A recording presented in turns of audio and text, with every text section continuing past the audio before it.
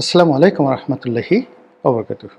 সম্মানিত দর্শক, আজকের যে দিনটিতে বা যে সময়টিতে এই ভিডিওটি করছি, একজন কন্টেন্ট ক্রিয়েটর হিসেবে বা ইউটিউবে আপনাদের জন্য যে ভিডিও তৈরি করি, সেই হিসেবে আজকের এই সময়টি একটি যুগ সন্ধিক্ষণ। তারিখটা হলো 2025 সনের নভেম্বর মাসের 17 তারিখ এবং সময়টা হলো দুপুর 11:15। আমি যখন ভিডিও করছি ঠিক সেই সময়টিতে আন্তর্জাতিক অপরাধ ট্রাইব্যুনাল সেখানে বাংলাদেশের সাবেক প্রধানমন্ত্রী শেখ হাসিনার বিচারের রায় ঘোষণার তোড়জোড় চলছে। সারা বাংলাদেশে আওয়ামী লীগ আহত শাটডাউন কর্মসূচি পালিত হচ্ছে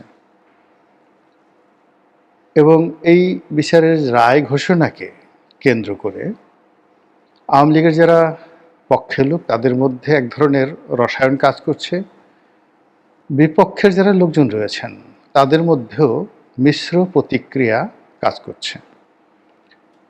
আসলে ঘটনাটা কি ঠিক হচ্ছে, বা এটার প্রতিক্রিয়া কি হতে পারে, বা পরিস্থিতি শেষ অবধি সামাল দেয়া যাবে কি যাবে না, এরকম দ্বিধাদ্বন্দ্ব মধ্যে আমরা সামাজিক মাধ্যমে যে দৃশ্যগুলো দেখতে পাচ্ছি, সে দৃশ্যগুলো হলো বাংলাদেশের সামরিক বাহিনী, পুলিশ বাহিনী, বিজিবি, অন্যান্য যে সকল আইনশৃঙ্খলা রক্ষাকারী বাহিনী রয়েছেন, তারা তাদের সর্বোচ্চ সতর্কতা নিয়ে এই আইসিটি কোর্টটি সম্পূর্ণ ঘিরে রেখেছেন এবং আপনার অবস্থা দৃশ্যে মনে হবে যেন একটা যুদ্ধ চলছে, ভীষণ রকম একটা যুদ্ধ চলছে।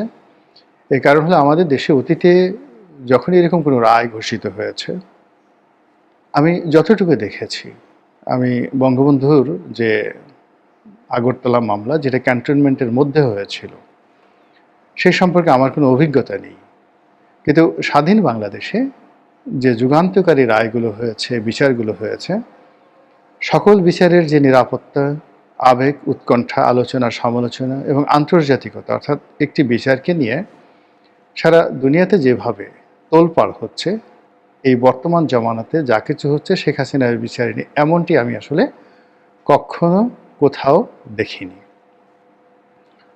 বিচারে কি রায় হবে এটা নিয়ে আওয়ামী লীগের লোকজন নানা রকম আশঙ্কা ব্যক্ত করছেন এবং রায় হলে কি হবে তা নিয়েও তারা নানা রকম দেশের বাইরে থেকে হুমকি ধামকি দিচ্ছেন। অন্যদিকে যিনি বিচারের প্রধান প্রসিকিউটর, অর্থাৎ রাষ্ট্রপক্ষের নিয়োজিত প্রধান আইনজীবী জনাব তাজুল, তিনি এই রায় ঘোষণার আগেই জাতির উদ্দেশ্যে সবাইকে সালাম দিয়েছেন, অর্থাৎ আপনার প্রতি বা আপনাদের প্রতি শান্তি বর্ষিত হোক। তার এই সালাম প্রদানের মধ্যে বহু মাত্রিক ইঙ্গিত রয়েছে। আমি আসলে সেই দিকেও যাব না। এই কারণে যাব না যে আমাদের দেশের আসলে রাজনৈতিক মামলাগুলো বেশিরভাগ ক্ষেত্রেই নিষ্পত্তি হয়নি। সামরিক আদালতে যে সকল বিচার হয়েছে, যেমন কর্নেল তাহেরের বিচার, অন্যান্য যারা সামরিক কু করেছেন, মিলিটারি কু করেছেন, তাদের বিচার এত দ্রুত এবং সামরিক আদালতে এতটা ক্লোজ ডোরে হয়েছে যে ওগুলো নিয়ে আসলে আমাদের জনগণের কোনো মাথা ব্যথা ছিল না।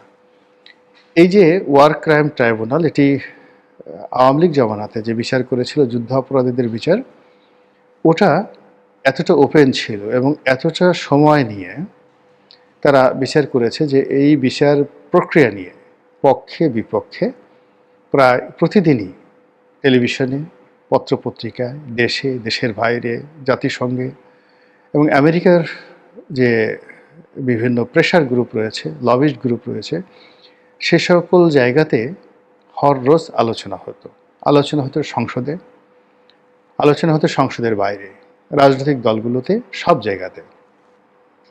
ফলে ওই বিচার প্রক্রিয়াতে স্কাইপেতে একজন বিচারক আর একজন বিচার বিশেষজ্ঞ বা এই আইন বিশেষজ্ঞ, তার সঙ্গে তাদের যে আলাপ আলোচনা হয়েছিল, সেই আলাপ আলোচনা স্কাইপে কেলেঙ্কারি রূপে সারা বাংলাদেশ তোলপাড় করে দিয়েছিল। তো সেই স্কাইপে কেলেঙ্কারির ঘটনা সরকার কিন্তু সামাল দিতে পারেনি, ওই বিচারককে পদত্যাগ করতে হয়েছিল এবং তিনি ট্রাইব্যুনাল ছেড়ে চলে এসেছিলেন তার মূল কর্মস্থল হাইকোর্টে। কিন্তু এখনকার পরিবেশ এবং প্রেক্ষাপট আলাদা। এখন যারা বিচারক হিসেবে এসেছেন তারা একটা ম্যান্ডেট নিয়ে এসেছেন, ফলে কে কোন দল করেছেন, কার কি রাজনৈতিক পরিচয়, কার কি এজেন্ডা, কার কি বয়স, কার কি অভিজ্ঞতা, এ সকল বিষয়াদি নিয়ে প্রশ্ন করার মতো দুঃসাহস এই মুহূর্তে বাংলাদেশে কারোর নেই। আর দেশের বাইরে থেকে যে সকল কথাবার্তা বলা হচ্ছে, অমুক বিচারক অমুক দলের ছিলেন, অমুক দলের হয়ে মিছিল করেছেন, মিটিং করেছেন, এইগুলো আমাদের এই বাংলাদেশে এখন যারা শাসন কার্য পরিচালনা করেছেন তারা কগনিজেন্সে নেবেন বা এই বিষয় নিয়ে কথাবার্তা বলবেন, এর কোনো প্রয়োজনীয় নাই। কাজেই এই বিচারকে বিচারের জায়গায় রেখে দেই, তারা তাদের মতো করতে থাকুক। আর আগামীর রাজনীতি এই বিচারকে কিভাবে ধারণ করবে, কিভাবে হরণ করবে, কিভাবে ওন করবে, সেটা আগামীর দিনে রাজনীতির ভিতর থাকুক, সীমাবদ্ধ থাকুক রাজনীতির মধ্যে, অথবা রাজনীতি সেটা নিয়ে ব্যস্ত থাকুক। আমরা এই মুহূর্তে যে বিষয়গুলি নিয়ে আলোচনা করি সেটা হলো, যেহেতু শেখ হাসিনা এখন ভারতের জিম্মায় আছেন রাজকীয় মেহমান রূপে, দ্য রয়্যাল গেস্ট, এবং যেন তেন রয়্যাল গেস্ট নয়, বলা হচ্ছে যে তাকে সরকার প্রধানের মর্যাদা দিয়ে ভারত জেড ক্যাটাগরির সুযোগ দিয়ে তাকে সেখানে রেখেছে। এই গেল এক। 2 নম্বর হলো যে তাকে অবাধ কতগুলো স্বাধীনতা দেওয়া হয়েছে, যেগুলো সাধারণত কোনো দেশে আশ্রিত রাজকীয় মেহমানদেরকে দেওয়া হয় না। সেই স্বাধীনতা হলো তিনি ইচ্ছামতো বিদেশি সংবাদ মাধ্যমের সঙ্গে কথাবার্তা বলতে পারছেন, সাক্ষাৎকার দিতে পারছেন, তার দলীয় নেতাকর্মী যারা আছেন তারা অবাধে তার সঙ্গে দেখা সাক্ষাৎ করতে পারছেন। অর্থাৎ তিনি মানে দিল্লিতে বসে বাংলাদেশে যা কিছু করতেন তার সাথে আরও বেশি করে তার যে রাজনৈতিক কর্মকাণ্ড ইন এ ওয়াইডার রেঞ্জ করতে পারছেন। আর যেটা ইমপ্লাইড, যেটা বর্ণনা করা মানে আমরা করছি না, বা কিন্তু আমরা বুঝতে পারছি, it can better imagine than describe, সেটি হলো তিনি ওখানে বসে যে সেক্রেটারিয়েট চালাচ্ছেন, সচিবালয় চালাচ্ছেন, তার সচিবালয়, আর সেই সচিবালয়ে তাকে যারা দাপ্তরিক মানে সাচিবিক সহায়তা দিচ্ছেন তারা বাংলাদেশে আওয়ামী লীগের নেতাকর্মী নন। এরা পৃথিবীর প্রেক্ষাপটে সবচেয়ে ঝানু, দক্ষ, অভিজ্ঞ যারা লোকজন, যারা পলিটিক্যাল কনসালটেন্সি করেন এবং ক্রাইসিস ম্যানেজমেন্টে যারা দুনিয়া জোড়া এক্সপার্ট। আপনি জানেন যে এই সমস্ত লোকজন ভাড়ায় পাওয়া যায়।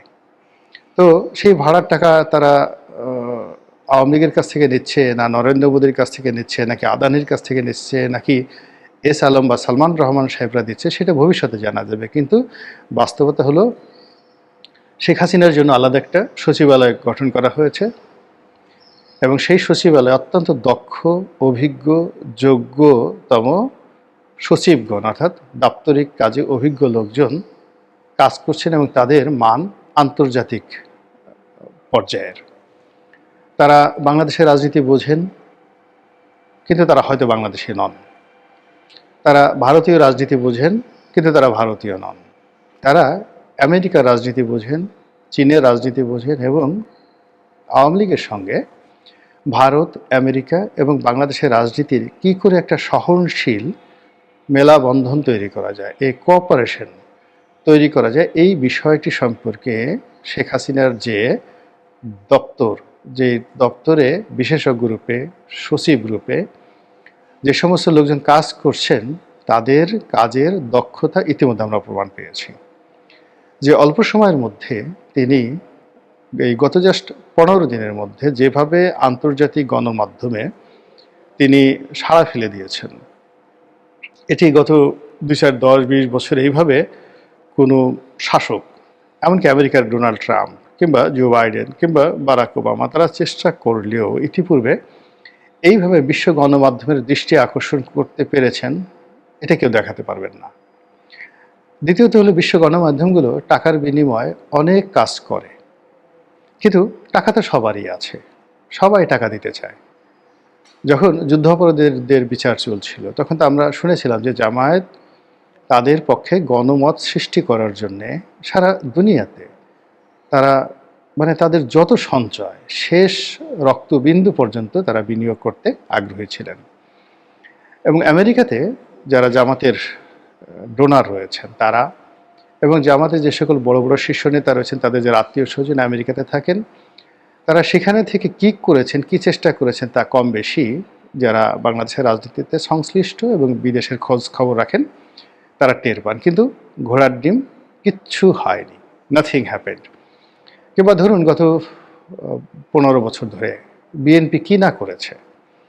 তারা ইচ্ছা করলে কি একটা টেলিগ্রাফে সংবাদ ছাপাতে পারতো না? ইন্ডিপেন্ডেন্ট থেকে তারেক রহমান সাহেবের একটা এরকম ইমেইলে তারেক রহমান সাহেব একটা সাক্ষাৎকার দিতে পারতেন না?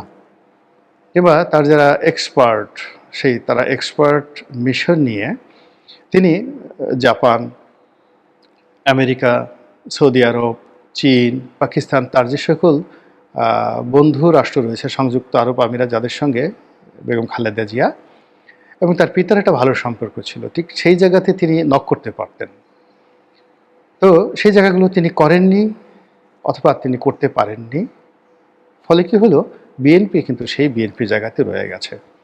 কিন্তু হয়রাস গত 14 মাসে আপনি যদি আওয়ামী লীগের বিবর্তন দেখেন, সেই বিবর্তনে যখন তারা ক্ষমতাচ্যুত হয়ে চলে গেল তখন জনাব সজীব ওয়াজেদ জয় ছিলেন পৃথিবীর সবচেয়ে নিন্দিত একজন ব্যক্তি। অন্তত বাংলাদেশে যারা জনগণ তারা সেটাই মনে করতেন। এখন সেই মানুষটি 14 মাসের মাথায় কেন আমেরিকার শীর্ষস্থানীয় পত্রিকার দৃষ্টি আকর্ষণ করছেন, তার সাক্ষাৎকার কেন ছাপা হচ্ছে, তার বক্তব্য কেন গুরুত্ব সহকারে ছাপা হচ্ছে এবং তিনি যা বলছেন তা কেন বিশ্ব মিডিয়াতে আসছে।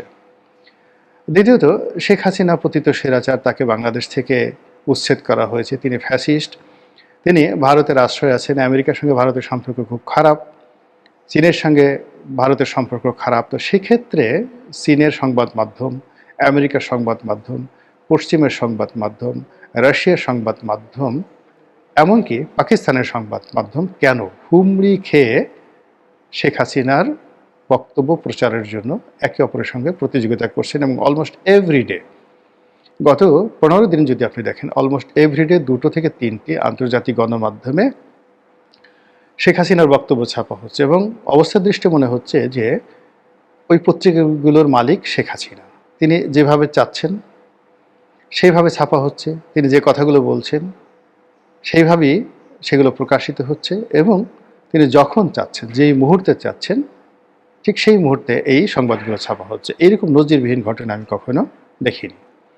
বিশেষ করে 2টো গণমাধ্যম, একটা হলো আল জাজিরা। আল জাজিরা নীতিগতভাবে শেখ হাসিনার বিরুদ্ধে ছিল বহুদিন। আপনারা জানেন যে প্রাইম মিনিস্টার্স ম্যান নামক একটি সেই বিখ্যাত ডকুমেন্টারি তারা তৈরি করেছিল। আরেকটি হলো তাদের একজন ভূমিমন্ত্রী ছিলেন জাভেদ, তার বিদেশে যে শত শত বাড়ি আছে, হাজার হাজার কোটি টাকার সম্পদ আছে, এগুলো নিয়েও তারা একটা ডকুমেন্টারি তৈরি করেছিল যা কিনা আওয়ামী লীগ রেজিমকে মারাত্মক প্রশ্নের মুখে ফেলেছিল দুনিয়াব্যাপী। তো কাজী আল জাজিরার সঙ্গে তাদের যে সম্পর্ক, এটি অহিনকুল দাকুমরার সম্পর্ক, এটা স্বাভাবিক। অন্যদিকে বিবিসি বাংলার সঙ্গে তার সম্পর্ক ভালো থাকলেও বিবিসি ইন্ডিয়া, আনন্দবাজার পত্রিকা এবং বিবিসি ইংল্যান্ড, এই 3টি প্রতিষ্ঠানের সঙ্গে শেখ হাসিনার সম্পর্ক ভালো ছিল না। তো সেই বিবিসির মতো প্রতিষ্ঠান যারা এতটা নাকুচু যে ডোনাল্ড ট্রাম্পকে তারা পাত্তা দেয় না, এবং ডোনাল্ড ট্রাম্পের বিরুদ্ধে তারা এত নিকৃষ্ট রিপোর্ট করেছে, সেই রিপোর্টের মান এতটা নিম্ন পর্যায়ে চলে গেছে যে বিবিসির ইন্টারনাল টিম নিজেরা তারা এই যে ট্রাম্পের বিরুদ্ধে যে প্রতিবেদন ছাপা হয়েছে সেটা তারা মূল্যায়ন করে দেখেছে এটা মিথ্যা। এবং এই কারণে সংশ্লিষ্ট কর্তা ব্যক্তি, বিবিসির যিনি প্রধান ব্যক্তি, তাকে পদত্যাগ করতে হয়েছে। ডোনাল্ড ট্রাম্পের নিকট তারা ক্ষমা চেয়েছে এবং এখন ডোনাল্ড ট্রাম্প মামলা করার হুমকি দিয়েছে এবং সেই মামলা তারা মোকাবেলা করার জন্য প্রস্তুতি নিচ্ছে। তো এইরকম একটা নাকুচু ব্রিটিশ জাতীয় গণমাধ্যম, সরকারি গণমাধ্যম, তারা $1 ট্রিলিয়ন বিনিময়ে, মানে এখানে কি বলবো, $100 বিলিয়ন, $1 বিলিয়ন মানে ধরুন এই মুহূর্তে 11,000 কোটি টাকা। তো $1 বিলিয়ন, $2 বিলিয়ন, এর কারণ হলো প্রায় $7 বিলিয়ন বোধহয় মামলা হবে ডোনাল্ড ট্রাম্প করবেন। তো $7 বিলিয়ন তো তারা ঘুষ খাবেন না। আপনি এখানে $1 ট্রিলিয়ন ধরেন, অর্থাৎ $1 ট্রিলিয়ন দিয়েও তাদেরকে কেনা যাবে না। এরকমই তাদের নাকচু। এটা ব্রিটিশ জাতি, তাদের অহমিকার একটা পার্ট হলো এই বিবিসি ওয়ার্ল্ড সার্ভিস। তো সেই বিবিসি ওয়ার্ল্ড সার্ভিসকে যে টাকা দিয়ে কেনা যায়নি এবং এটিকে যে ঘুষ দিয়ে দমন করা যায়নি, বা নরেন্দ্র মোদীর শক্তি সামর্থ্য নেই, এর কারণ হলো যদি তার সামর্থ্য থাকতো তাহলে তো নরেন্দ্র মোদীর সাক্ষাৎকারই এভাবে ছাপা হতো। এর কারণ হলো তিনিও তো কম বিপদে নেই, তার মারাত্মক পলিটিক্যাল প্রবলেম রয়েছে। তো সেই সকল প্রবলেমগুলো তিনি ওভারকাম করে যেভাবে টিকে আছেন, কিন্তু তিনি গণমাধ্যমের সহযোগিতা পাচ্ছেন না। তো সেখানে শেখ হাসিনা সহযোগিতা পাচ্ছেন। ইট মিনস যে শেখ হাসিনা তার নিজের যোগ্যতা বলে এই কাজগুলো করাচ্ছেন তার টিমের মাধ্যমে, অথবা বিশ্ব গণমাধ্যম যে কোনো কারণে হোক না কেন বাংলাদেশ